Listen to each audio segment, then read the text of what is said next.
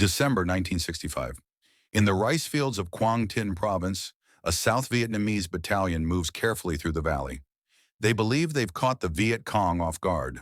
But within minutes, the quiet landscape erupts into chaos. Mortars explode overhead, machine guns tear through the air, and soldiers drop one by one into the mud. It's an ambush, brutal, precise, and devastating. Radios scream for help. American advisors realize the battalion is on the brink of annihilation. Their only chance, call in the Marines. Within the hour, helicopters roar into the skies, packed with U.S. infantry racing to the rescue. But what they don't yet know is that they too are flying straight into the trap. This was Operation Harvest Moon, an offensive meant to crush the enemy, but instead became a harsh lesson in the resilience of the Viet Cong and the limits of American power in Vietnam. Today we'll take you back to those chaotic days, from the opening ambush to the final desperate firefights around the Quezon Valley. By late 1965, the war in Vietnam was at a turning point. For years, the Viet Cong had expanded their influence across the countryside, striking convoys, ambushing outposts, and slipping back into the jungle before South Vietnamese forces could respond. Entire provinces were slowly slipping out of Saigon's control. The Americans had officially escalated their involvement just months earlier. Marines had landed at Da Nang, and President Lyndon Johnson promised that U.S. firepower and mobility would break the Viet Cong's grip. But now Washington needed proof, a decisive victory to show that American troops could succeed where the Army of the Republic of Vietnam, the ARVN, had struggled. The focus fell on the Quezon Valley in Quang Tin Province. It was fertile land, rice paddies stretching for miles, crucial not only to feed the local population, but also to sustain Viet Cong operations. For the communists, the valley was more than farmland. It was a safe haven, a base area, and a symbol of their growing power in the region. Intelligence reported that the Viet Cong 1st Regiment was operating there, a large disciplined force with years of experience fighting both the French and the ARVN. They were no ragtag guerrillas. They were organized, well-armed, and determined. The plan was simple on paper. ARVN forces would move first, sweeping the valley, with U.S. Marines positioned to strike when the Viet Cong revealed themselves. With American artillery and air support standing by, commanders believed the enemy would be crushed in a matter of days. But the operation was built on shaky ground. Communication between South Vietnamese officers and their American counterparts was poor, coordination was loose, and there was a dangerous underestimation of the enemy's ability to fight head-on. The Marines were about to discover that the Viet Cong weren't just shadows in the jungle. They could also stand and fight. In the first days of December 1965, American and South Vietnamese commanders finalized their plans. Operation Harvest Moon, known to ARVN as Lien Ket 18, would combine the strengths of both armies. On paper, the task force looked formidable. The U.S. Marines contributed 2 hard-hitting battalions, the 2nd Battalion, 7th Marines, and the 3rd Battalion, 3rd Marines. They were backed by artillery batteries and the promise of overwhelming air power. Fighter jets and bombers from nearby bases at Da Nang stood ready to strike at a moment's notice. The ARVN commitment was the 1st Battalion, 5th Regiment, commanded by officers under constant American advisory pressure to prove their worth in battle. Together, they would push into the Quezon Valley, clear out enemy concentrations, and restore government control over the district. Helicopters were central to the plan. The Marines believed their vertical envelopment tactics, inserting troops by air directly into enemy territory, gave them unmatched mobility. In theory, the Viet Cong would be surrounded, trapped, and annihilated. But the plan had cracks. Coordination between ARVN ground forces and U.S. units was uneven. Communication systems were not standardized. Interpreters often became the lifeline between commanders who didn't fully trust each other. Worse, American intelligence underestimated the strength and determination of the Viet Cong regiment waiting in the valley. While U.S. and South Vietnamese troops rehearsed their movements, the Viet Cong were also preparing. They knew the terrain better than anyone, had dug hidden bunkers and fighting positions, and had carefully scouted likely helicopter landing zones. For them, Harvest Moon wasn't a surprise. It was an opportunity. The stage was set. On December 8th, ARVN troops began their sweep. Within hours, the operation would erupt into disaster. At dawn on December 8th, the South Vietnamese 1st Battalion, 5th Regiment pushed into the Quang Valley. Their mission was straightforward: sweep the area, make contact with the Viet Cong, and flush them out so the Marines could strike. The men moved cautiously across the wet rice paddies, rifles ready, scanning the tree lines. For a few miles, nothing stirred. To many, it felt like the enemy had melted away. Some even began to believe the operation would be another show of force without serious resistance. Then, without warning, the world erupted. From concealed positions, the Viet Cong 1st Regiment unleashed a storm of fire. Mortars rained down on the ARVN column, shattering their formation. Machine guns opened up from the tree lines, cutting through soldiers in the open paddies. Within minutes, the neat sweep had turned into chaos. The ARVN battalion collapsed under the sudden shock. Units broke apart, officers struggled to regain control, and men scrambled for cover that didn't exist. The rice fields offered no protection. Soldiers dropped into the mud as bullets snapped overhead. Radios crackled with frantic calls for help. The battalion was being torn apart. American advisors on the ground quickly realized the danger. If reinforcements didn't arrive fast, the entire South Vietnamese battalion would be wiped out. They radioed in a desperate plea for Marine support. Within the hour, the sky thundered with the sound of rotor blades. U.S. Marine helicopters charged toward the battlefield, packed with infantry meant to rescue their allies. But the Viet Cong had planned for this. They had studied the terrain, anticipated the landing zones, and set up interlocking fields of fire. As the first helicopters descended, they were met with blistering machine gun fire. Bullets ripped through the air, striking aircraft and cutting down Marines as they tried to secure the landing zones. Some helicopters barely made it back to base, riddled with holes. Others offloaded men straight into kill zones where the enemy was waiting. What was meant to be a quick rescue had become another disaster unfolding in real time. The Marines had entered the Quang Valley, and just like the ARVN, they were now trapped in the teeth of the Viet Cong ambush. The day after the ambush, the Marines moved in force. The 2nd Battalion, 7th Marines, supported by artillery and air power, pushed into the Quang Valley, determined to stabilize the situation. The ARVN battalion had been mauled, but U.S. commanders were not about to let the Viet Cong slip away unpunished. The Marines advanced across the paddies under a low gray sky. Helicopters ferried men into contested zones, while jets streaked overhead, dropping bombs and napalm on suspected enemy positions. On the ground, squads moved cautiously, rifles raised, scanning every tree line and hamlet. The Viet Cong were waiting. Hidden bunkers, camouflage spider holes, and trench systems turned villages into strongholds. As Marines entered hamlets, they were met with sudden bursts of fire, automatic weapons crackling from windows and concealed pits. The fighting was often at close range, house to house, ditch to ditch. The Marines brought overwhelming firepower to bear. M60 machine guns hammered enemy positions, while radio operators called in artillery strikes that shook the earth. Cobra gunships raked the fields with rockets and cannon fire. Slowly, the Marines ground forward, clearing village after village. But victory came at a cost. The Viet Cong refused to stand in open battle for long. They fired, slipped through hidden trails, and reappeared on the flanks. Marines often found themselves chasing shadows, taking casualties from an enemy that seemed to vanish into the jungle. By December 10th, the Marines had secured several key hamlets and driven back strong enemy resistance. Dozens of Viet Cong were killed, and captured documents confirmed the presence of the 1st Regiment. Yet despite the Marines' firepower, the regiment remained intact. The enemy wasn't destroyed, just pushed deeper into the valley.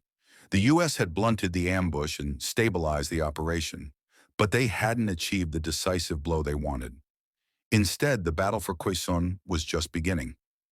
By December 11th, Operation Harvest Moon had escalated into a full-scale struggle for the Quang Valley. The Marines were no longer just rescuing ARVN units or fending off ambushes. They were driving head-on into a stronghold of the Viet Cong 1st Regiment. The valley itself was a nightmare battlefield. Rice paddies stretched wide and open, leaving advancing troops exposed. Small villages dotted the fields, each one a potential fortress.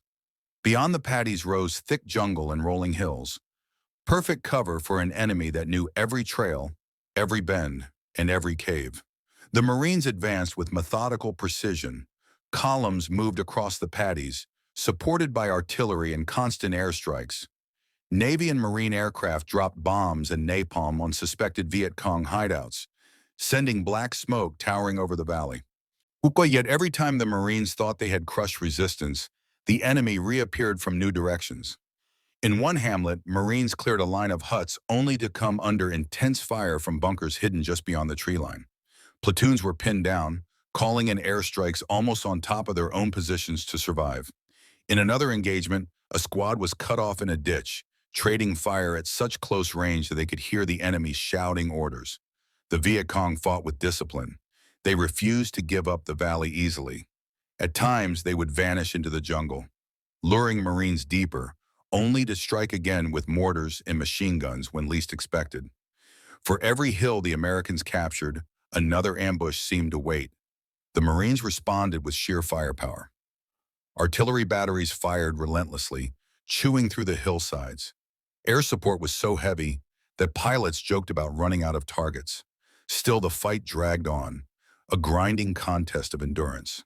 By mid-December, the Marines had cleared much of the valley floor. They reported killing hundreds of Viet Cong, seizing weapons, and disrupting enemy networks. But they also learned a bitter truth. Despite overwhelming firepower, the 1st Regiment was not destroyed. The Viet Cong slipped back into the hills, battered but still dangerous. The battle for Quang Tin had shown just how costly it would be to control even a single valley in Vietnam. For the Americans, it was a victory, but a fragile one, written in blood and fire. By mid-December, the Marines had driven the Viet Cong out of the valley floor. But commanders weren't satisfied. The 1st VC Regiment had survived every engagement, slipping back into the hills. For Operation Harvest Moon to be a true success, the enemy couldn't just be pushed aside, they had to be destroyed. The plan was simple: trap the retreating Viet Cong. Marine battalions moved forward in sweeps, while helicopters lifted fresh units to landing zones ahead of the enemy's path. This tactic, known as vertical envelopment, was designed to cut off escape routes and surround the Viet Cong in the valley. On the maps in the command tent, it looked perfect. On the ground, it was another story. The Viet Cong knew the terrain better than anyone. They anticipated helicopter landings and set up ambushes near likely zones.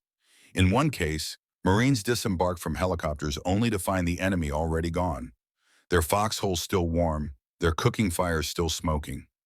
In another, a landing zone erupted in gunfire as soon as the 1st Marines hit the ground, forcing them to fight for survival just to secure a perimeter. Patrols pushed through thick jungle, searching for a decisive engagement, but the Viet Cong refused to cooperate. They moved at night, vanished into caves and hidden tunnels, and reappeared only to harass the Marines with sniper fire or sudden bursts of mortars. It was a cat-and-mouse game, and the Americans were growing frustrated. By December 18th, it was clear the enemy wouldn't be trapped. Despite relentless sweeps, artillery barrages, and constant air support, the 1st VC Regiment managed to slip away into the mountains. They were bloodied, hundreds of casualties by U.S. estimates, but they remained intact, ready to fight again. For the Marines slogging through mud and jungle, it was a sobering reality. Overwhelming firepower could scatter the Viet Cong, but it couldn't pin them down. The war was becoming less about battles won and more about enemies that refused to stay beaten. By December 20th, after nearly 2 weeks of fighting, Operation Harvest Moon was declared complete. The Marines and ARVN forces had swept through the Quang Tin Valley, cleared villages, and driven the Viet Cong into the hills. On paper, the results looked impressive. American commanders reported more than 400 Viet Cong killed. Dozens of weapons were seized, enemy supply caches uncovered, and the ARVN, despite their early losses, had fought alongside U.S. Marines in a coordinated operation. To headquarters in Da Nang and Saigon, Harvest Moon was written up as a success. But for the men who had fought it, the picture was more complicated. The Marines had suffered over 45 dead and more than 200 wounded. The ARVN had lost nearly 100 soldiers. Helicopters were shot up, landing zones scarred, and entire platoons had been pinned down or cut apart in desperate firefights. And most importantly, the 1st Viet Cong Regiment was still alive. Battered, yes, but not destroyed.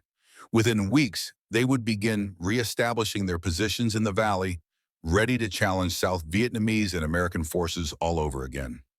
For many Marines, the operation felt like chasing a shadow.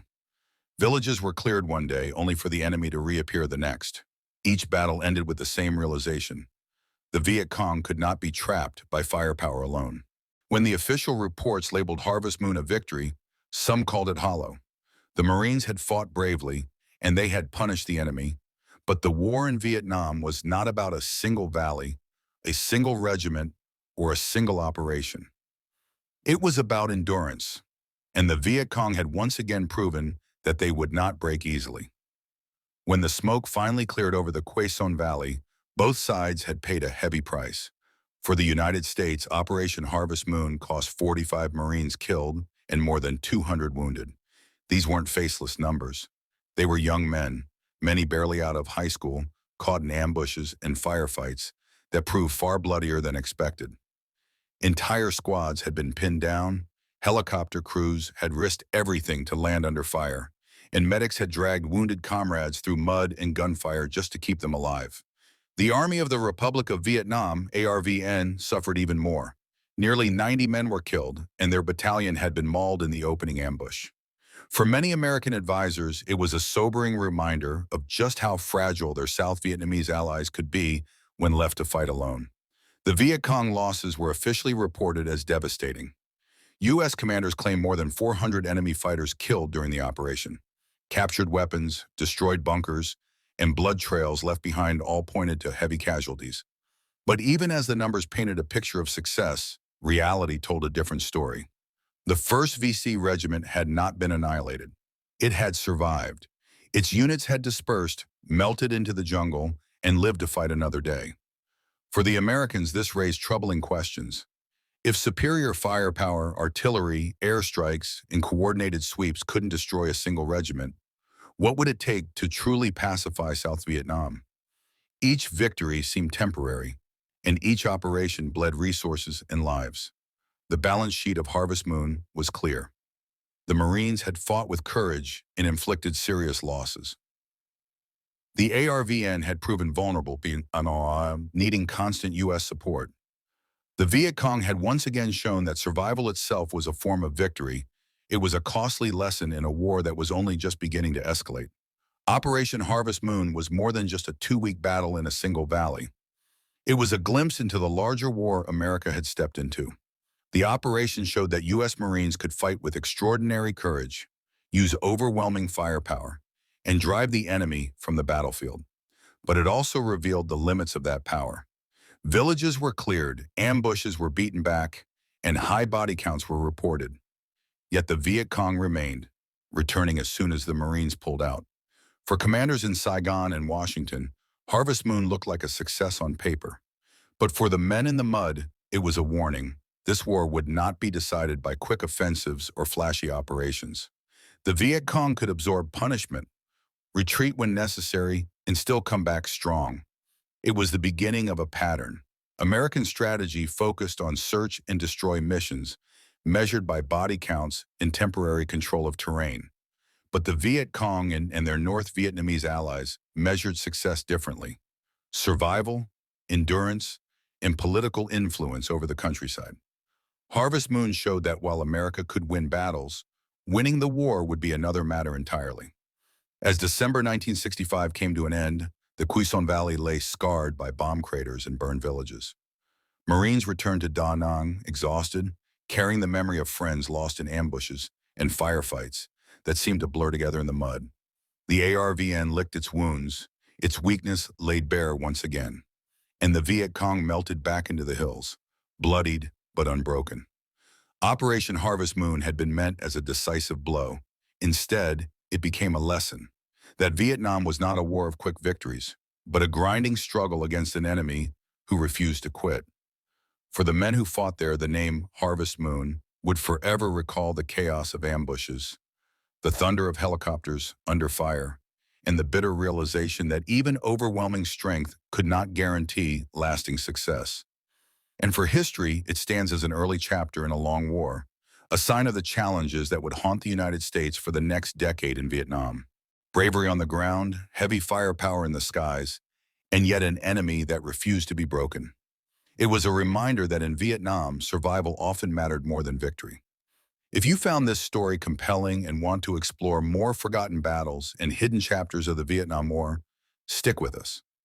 There are countless stories of courage, sacrifice, and hard lessons that history should never forget. Thank you for watching, and until next time, stay curious and remember the lessons of the past.